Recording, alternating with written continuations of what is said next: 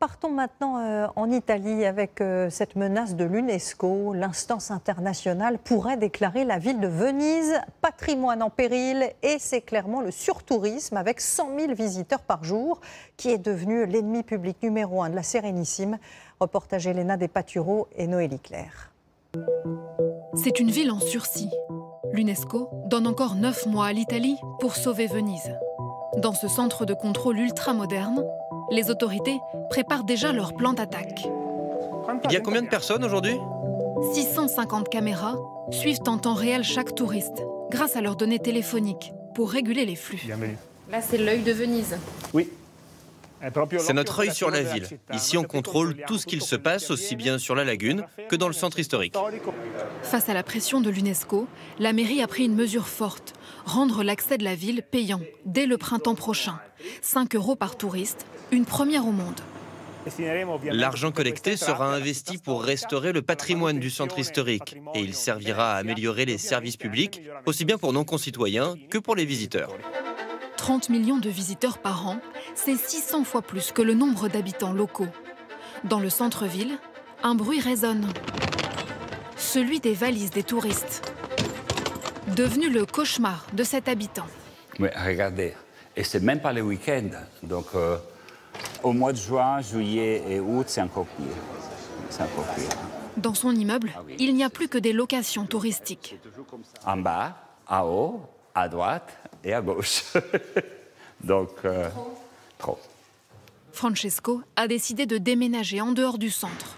Moi, je suis né ici en 1967 et Venise est gérée encore comme les années 60. Mais à l'époque, on avait 5 millions de touristes et maintenant, on est, je crois, 27 millions. En seulement 50 ans, Venise a perdu les 2/3 de ses habitants. Et ce mois-ci, en septembre, c'est une première historique. Le nombre d'hébergements touristiques a dépassé le nombre d'habitants. Ce collectif de citoyens vénitiens veut alerter les pouvoirs publics. Trop de locations touristiques, cela entraîne la fermeture d'écoles et de commerces, remplacées par des boutiques souvenirs.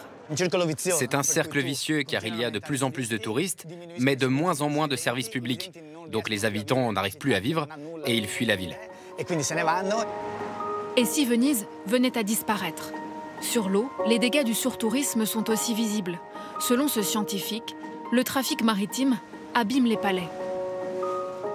Il y a plus de vagues à cause des bateaux à moteur. Celui-là devrait aller plus lentement. Trop vite.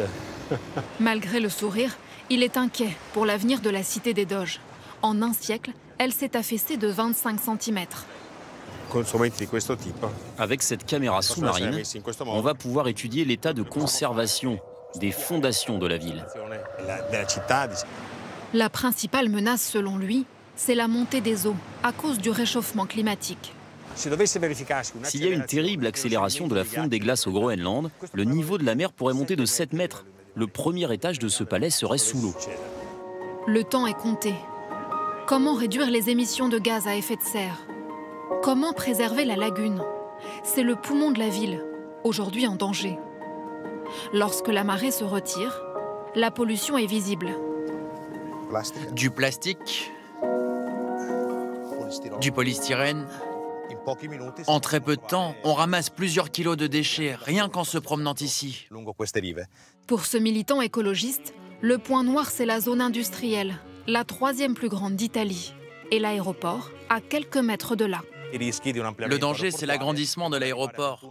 On va passer à 21 millions de passagers par an, le double d'aujourd'hui. C'est évidemment contraire au développement durable. Autant d'éléments que les experts de l'UNESCO étudieront dans les prochains mois. Ils rendront leur nouveau rapport au printemps prochain.